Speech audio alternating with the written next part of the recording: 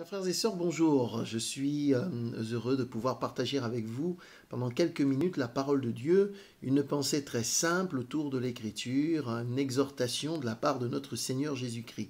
Je lis ce texte dans l'Épître aux Philippiens au chapitre 4 et à partir du verset 6. Il nous est dit ceci: ne vous inquiétez de rien.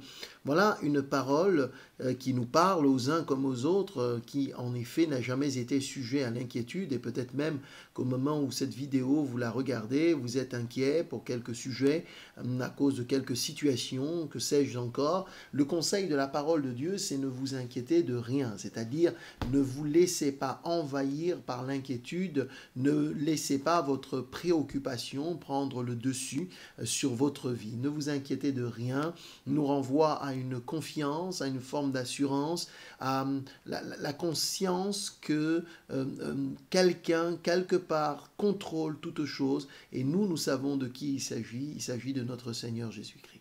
Mais comment appréhender ces choses quand ça se passe mal, quand on a l'impression que les choses nous échappent? Eh bien, je crois que le Seigneur nous donne des conseils parce qu'il sait comment nous sommes faits. Et l'inquiétude, voyez-vous, dans le cœur de l'homme là-bas, mais une bonne parole le réjouit. Et c'est ce texte des Proverbes qui le dit: nous devons veiller à ne pas nous laisser abattre par l'inquiétude. Et c'est pour cela que le Seigneur nous donne ce conseil: ne vous inquiétez de rien. Jésus-Christ lui-même, dans le Nouveau Testament, le dira, qui par ses inquiétudes peut ajouter une coudée à la durée de sa vie. Et il dit: cherchez premièrement le royaume et la justice de Dieu, et toutes ces choses vous seront données par-dessus. En fait, la Bible nous donne un conseil: ne vous inquiétez de rien, et elle va nous donner la méthodologie, nous indiquer le moyen de pouvoir dominer et prendre le dessus sur notre inquiétude. De la suite du verset: mais en toute chose, faites connaître vos besoins à Dieu par des prières et des supplications avec des actions de grâce.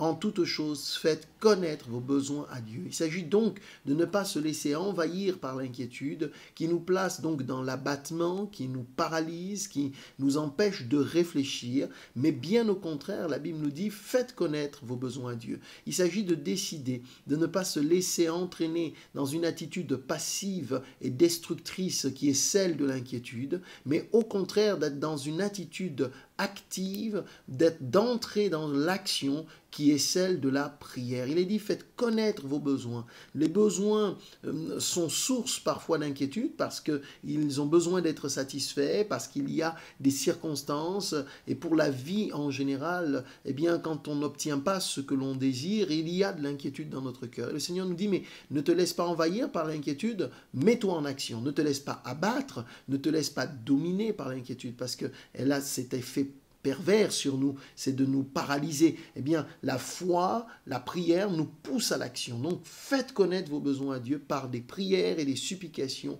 intercéder, demander à Dieu de nous aider, de nous encourager, nous fortifier.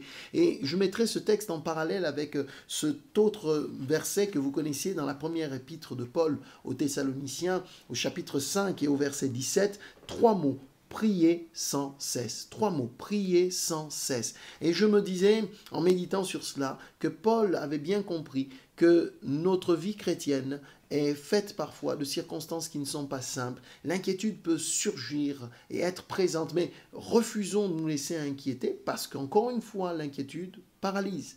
La foi de la prière nous pousse à l'action. C'est pour ça qu'il est dit: priez sans cesse. Finalement, nous sommes constamment en train de parler à Dieu, constamment en communion avec lui. C'est ce qui nous permet de prendre le dessus sur notre inquiétude, et qui plus est, de demander à Dieu d'agir dans tous nos besoins. Oui, il sait ce dont nous avons besoin. Ne vous en inquiétez pas. Dieu sait exactement ce qui est important pour votre vie. Non pas ce que nous pensons être important, mais ce que lui, il sait être important dans notre vie, et il sait nous bénir, nous diriger, nous conduire et nous permettre de vivre ce que nous avons à vivre. Quant à nous, entretenons cette communion avec lui, cherchons sa face, attachons-nous à lui de tout notre cœur, ne nous laissons pas paralyser, ne nous laissons pas abattre à cause de l'inquiétude, mais travaillons de mieux en mieux, de plus en plus. Dieu est fidèle et il nous bénit. Seigneur, merci de bénir mes frères, mes sœurs, les amis qui entendent cette vidéo, de les encourager dans la foi, à ne pas s'inquiéter, mais à entrer dans une vie proactive, à entrer dans l'action de la foi